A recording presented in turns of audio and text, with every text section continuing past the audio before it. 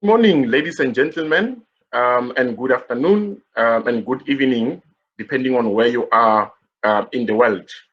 Would like to just apologize for starting late.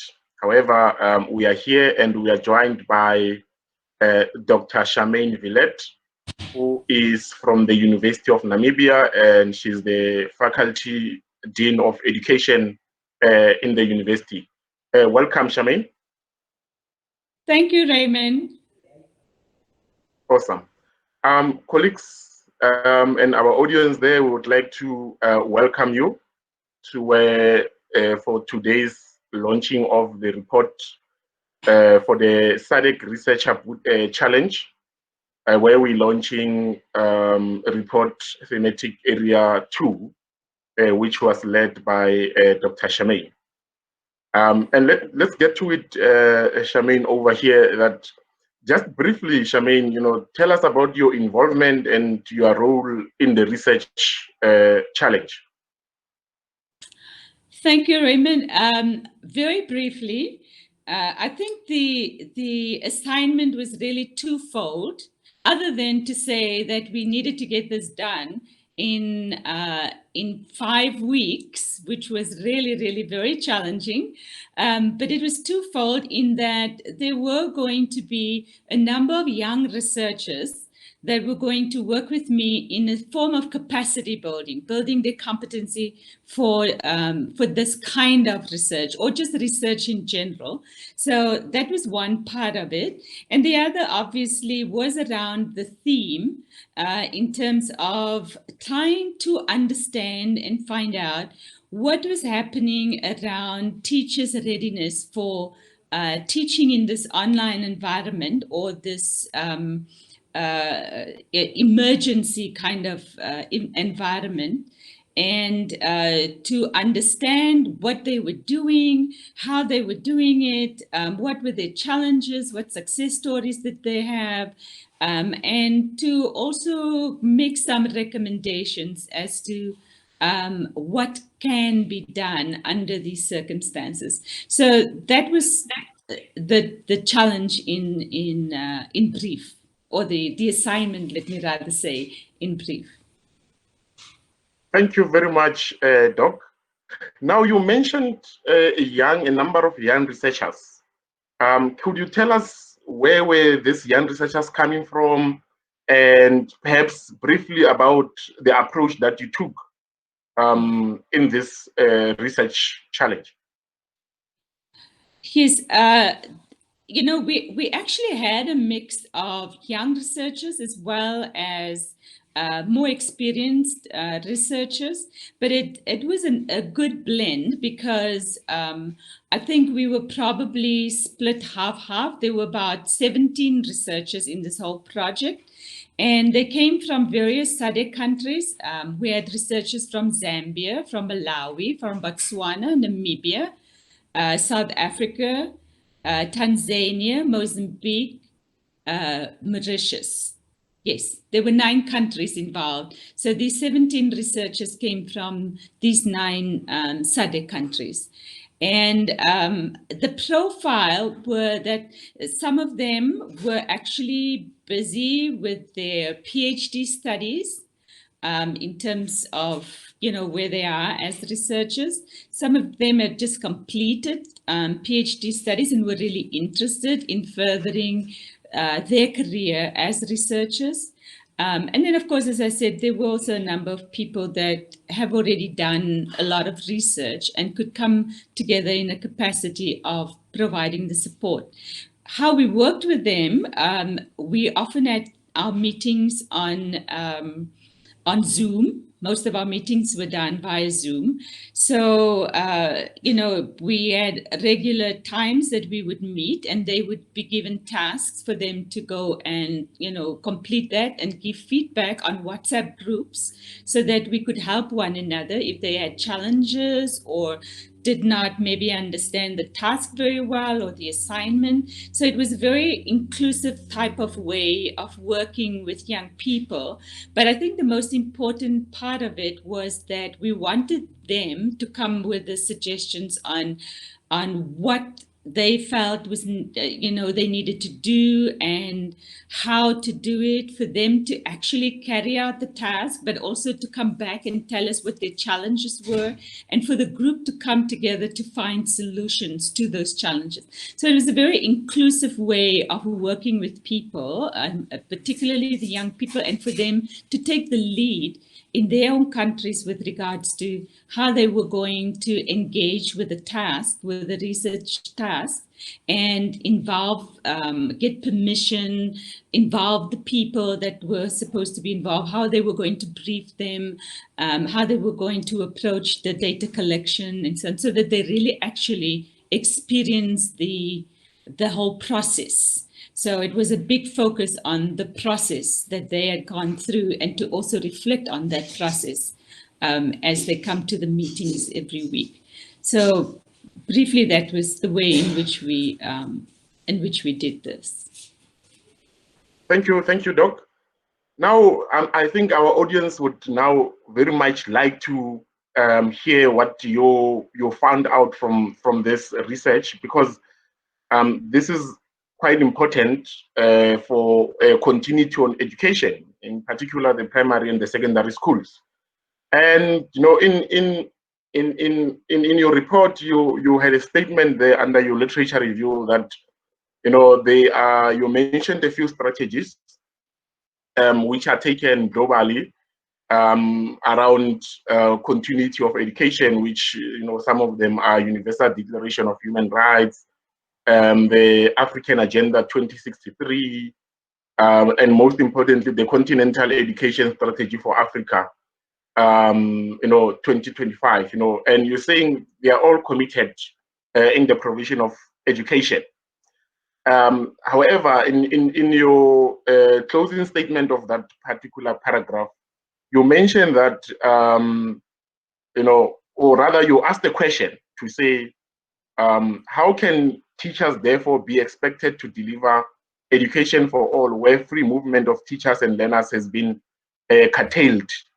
Looking backward on the implementation of, or the political will to provide education under normal circumstances. Can you tell us a bit about that? Yes. I think if you really look back, or still reflect on the pandemic, I think what it did was just throw a spotlight on what already are the challenges with education for all and equitable education for all. Not just in SADC, but on the continent and even globally. And I think it has really highlighted, in particular, the inequalities for most of our young people, because they mostly stay in rural areas. They mostly find themselves in townships. And what we saw was that during this time of the pandemic, these young people are the ones who struggle the most with having access to education under these circumstances. But we think that even under normal circumstances, it's really very, very challenging for them. And looking at that, it really provides us, besides that it's thrown the spotlight on this in a very pertinent way, it really provides us now with an opportunity to almost push the envelope. We knew it was there, but somehow we tend to kind of brush over it, and we don't really address it for whatever reasons. Maybe sometimes it's not politically correct, and sometimes it just doesn't get to the fore because we have so many other issues. But this pandemic has really helped to put this right on the front burner again.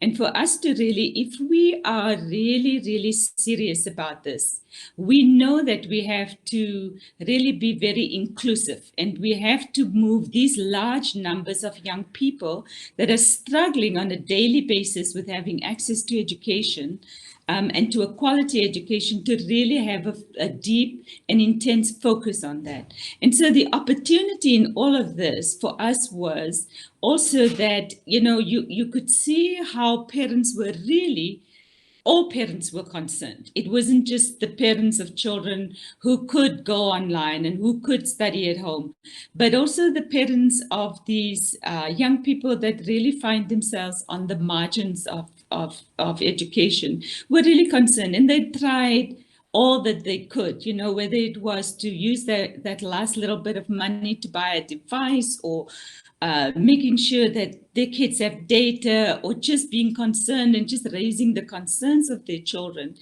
That, now that we have parents on board, and oftentimes people would say these parents are not interested in their children's education, which is not true. It really showed that this is not true. So now is the opportunity to capitalize on those issues, to capitalize on the fact that all parents want a good education for their children. We just need to make sure that we find a way to really build on this momentum, but also the fact that we know what's challenging most of these children's education: the lack of resources, the lack of infrastructure, the lack of psychosocial support, the quality of the teachers, the training of their teachers, even the training of parents in how can they support their children. So all of these things are really out there for us to put on the agenda again. It's been on the agenda, but we tend to lose focus after a while. But to put it back on the agenda and to say, really, we need to focus on this. It's not going to be a short-term solution that's going to work. We need to take a longer-term vision and figure out how are we going to do this, but to walk it back and to really develop the steps, the action steps that we need to do, and then to continue to support it. People must be held accountable to continue to support. And when they don't, we need to be able to call it out. And the pandemic is helping us to say, remember that time when we did this, and how did this work? Or when we were in these circumstances and it didn't work. What is it that we should do to make sure that it works? And it really needs a coming together of all different kinds of players and stakeholders. It cannot just be a Ministry of Education. It cannot just be, one particular group. Everybody has to come together. Private sector, public sector, NGOs, we all need to come together if we are really serious and if we really want to put the political will to it. And we have to do this, because if we don't, as we also said in our research, the opportunities for these young people will just become less and less, and we will all be so very negatively affected by this. So for me, that is really the message. We can have all these wonderful documents, the strategies for 2063, the agendas, the Vision 2030, but if we don't put the political will there, if we are not rallying everybody around this and keep the momentum going, then we are not going to get there. We must do this. Thank you very much for that comprehensive response, Doc.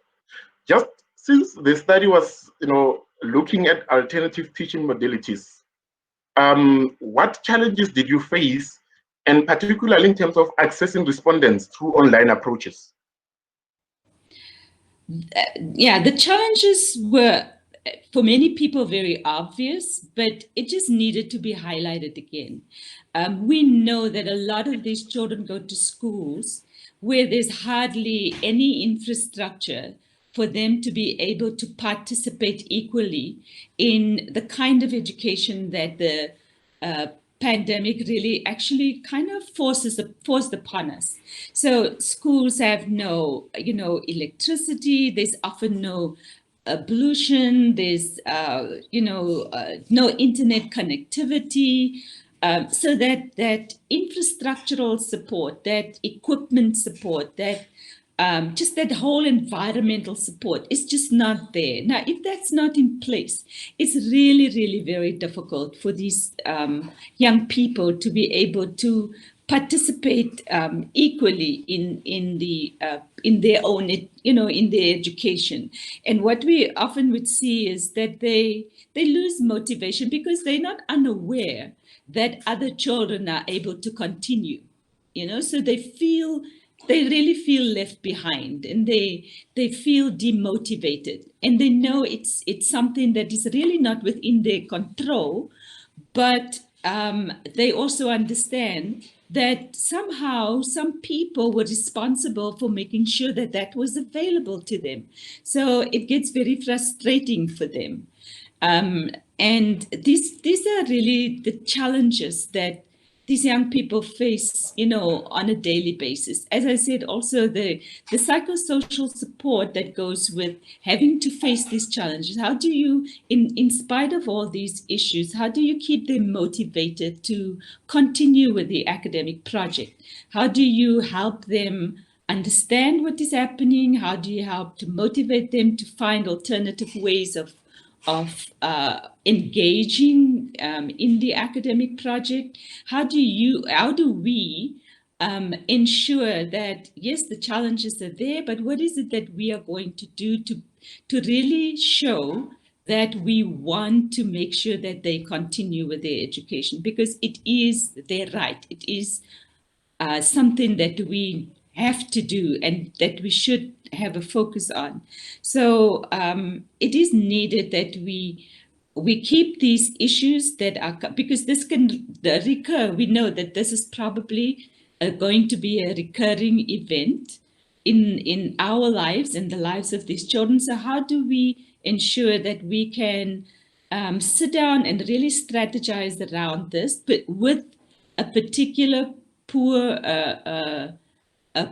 focus in mind? Children who are marginalized, children who don't have access to the kind of infrastructure, the kind of environments that will help them to continue their education. All of those kind of strategies should not be around what we consider the norm, but should focus on the people that are on the fringes and their children, and they should become the norm in our planning and in our strategies. Thanks, Doc. Now, Doc, can you just give us some key findings that are coming out of this research report?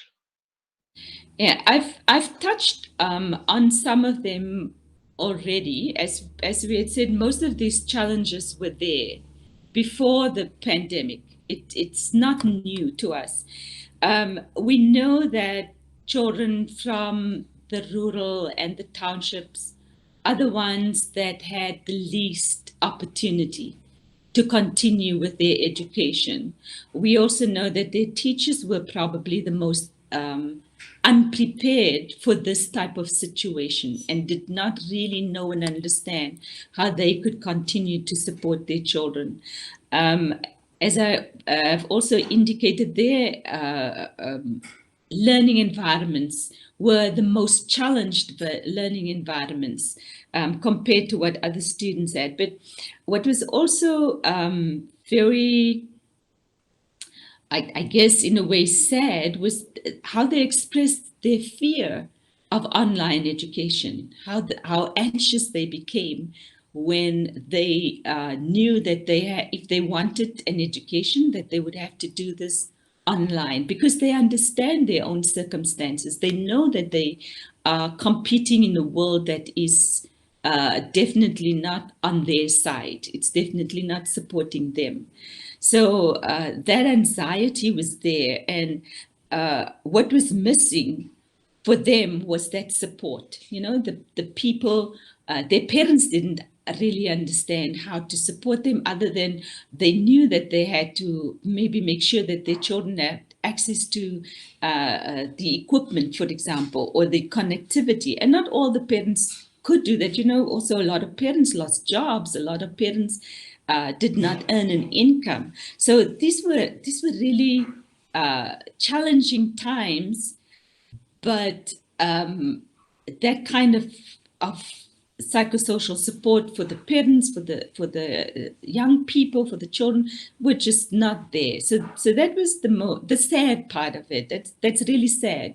But I guess this experience was probably also new for most people, and they just did not, maybe we can forgive people, they did not know how. It was a short period of time. They had to come up with all kinds of issues, didn't really know how to respond. But now that we have the experience, can we now seriously sit down and say, okay, we've had this experience, we understand this now. Now we are going to put this into our strategies, and we are going to plan as if next year this is going to happen again. And these same people that were the most affected will be the most affected again. How are we going to help to mitigate that kind of impact on them? So I think those were some of the key findings. But we also saw that there were some really good coming together or rallying or responses by different governments, by different local communities. For example, governments pulled in these IT companies. There was a lot of training for how to teach online. Companies came forward and really offered packages so that it could be more affordable. Teachers, started to learn new ways of teaching, understanding that they're going to have to adapt to this new environment, figure out new ways of doing things. So there were a lot of good things that happened. Hopefully, this will not stop, that people will not think, now that the pandemic has kind of gone down, we can just go on with things as usual.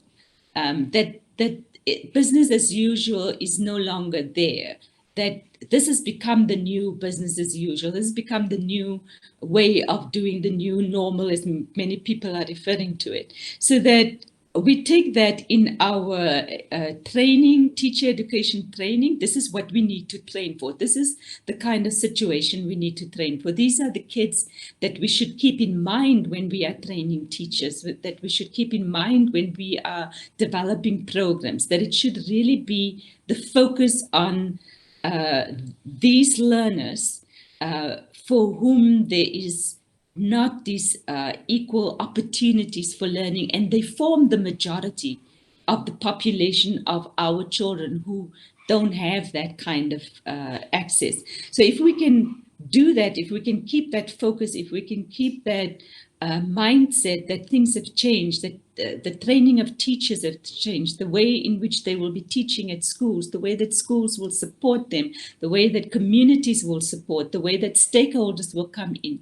If we can just keep that and really ensure that we focus in our planning, in our actions, in the making of funding available on this, and not get tired of doing it. We have to do this until it's done, whatever done would mean. But we have to keep the focus there and not tend to, after a while, be distracted from that focus because we think things are going okay, when we haven't actually done the research to see, is it really okay as things worked out for young people, for poor people, for rural communities. And then rural development is very, very important. We need to figure out how are we going to really develop our rural communities where the biggest numbers of our people live. And what is it that we are going to do? Of course, education, very important role to play there. Thank you, Doc. In your report, you indicated that a UNESCO report, indicated that 42% of SADC countries have opted to televised or broadcast the broadcasting of classes for both primary and secondary schools. While others went for radio, and while others went for online platforms. Is that in line with your findings as you were doing the study, or there are disparities there? Okay, I hope I understood your question. what you saw with many different governments around the SADC countries, there were many different options that they used. And I think they were just trying to figure out how best, with the available platforms that they have, what is the best way to make learning opportunities and teaching available to young people across the country. Of course, online learning was one of the ways, but as we know, that kind of was more for kids who lived in, middle class urban communities. They could very well make use of that. Private schools did excellent jobs of just, putting all their learning online. Of course, it still needed a lot of support for the parents on how to do this and all of that. But I think for many communities in townships and rural areas, that was just not an option. So you would find that governments would use other kinds of platforms like radio broadcasts, television broadcasts, even printed materials in newspapers we've seen. In some cases, schools would have teachers develop materials at schools, and parents will come and fetch it from the school and then go work with their children. Now, these were all just, everybody trying to figure out how best they could provide these learning opportunities for children. Whether it worked well, some kids would say that it's okay to listen to the radio, but when they had a question, they couldn't ask that. It's not interactive. The same with the television lessons. If they, somehow did not understand a concept, there was not an opportunity for them to interact with somebody that could explain, certain things to them. So it's pretty much a one-sided, way of teaching, not a very interactive way of teaching. And we know that the critical competencies that we want young people to develop in this 21st century requires that kind of interaction, that asking of critical questions, that sitting together with your classmates and hearing the questions that they're asking and the responses that, other classmates give and teachers give. So that kind of opportunities that they were provided just does not really develop those kinds of competencies. So, but, I guess there were not opportunities for anything else. So everybody just did what they thought and felt was what was available at that time. But we also need to understand what are the downsides of that kind of education provision. Yes, if radio could be interactive and kids could call in during the radio show, that's probably an opportunity. Yes, that can work that way. But if it's just a one-sided broadcast, then we need to think about what it's not allowing or what competencies it's not allowing the children to develop. Similarly with television. So if we can make it a little bit more interactive, then it probably can work well, but it didn't work so very well as the people who participated in the research indicated to us. Thank you, Doc. Just in less than 60 seconds, because I see you have touched on some recommendations. What is that one specific recommendation that you would want to leave with the audience from this research? The one, maybe I could highlight just two, if you will allow me. Okay. The one was, most countries reported that they have a national task force on COVID-19 with regards to education. And for us, it was very important that this task force stays in place.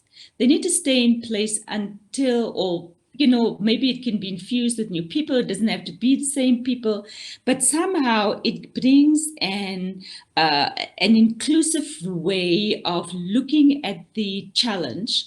And for these different stakeholders that became part of this task force to bring their strengths to the table and see how together they can provide the sometimes very obvious solutions to the educational challenge. Okay, that was the first thing. If that can be done, it should not be solved. Keep it in place. They know and have seen what is going on. This is going to continue for a lot of young people for a very long time because of the inequities and inequalities in our societies. Okay, because we cannot deny that.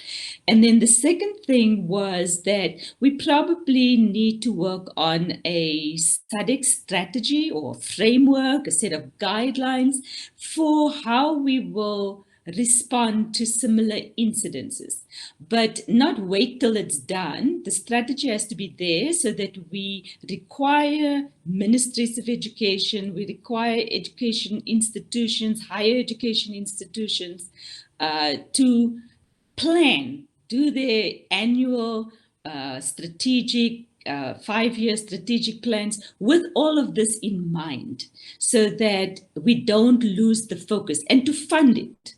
That's the most important part, to fund it, whether funding means monetary, with human resources, whatever way we need to. But we have to fund it to ensure that it is actually going to happen and that we are accountable for when we did not achieve that, because it's in our strategy, it's in our strategic plans. It has to become part of our action plans to ensure that these things happen every year, that we figure out how we are going to do this. So those are the two key issues coming out of our recommendations that I would highlight.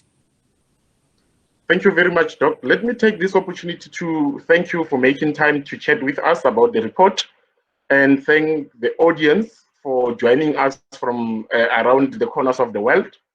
And I would also like to indicate that the report is accessible on the JET website, www.jet.org.za. So if you could go there, and you will find the SADC Researcher Bootcamp. If you log in there, thematic 2, the report will be available in the public domain and everyone can access it. And you can also send comments over email that you would want or would like Doc to respond to through our our official email. And let me take this opportunity also to thank the technical team who are behind the scenes that are supporting us to make this this show a reality. Thank you very much, colleagues, and all the best and good luck. Thank you, Raymond. It was good to talk to you. Likewise, Prof. Hope to talk to you anytime soon again. All right. Thank you. Thank you.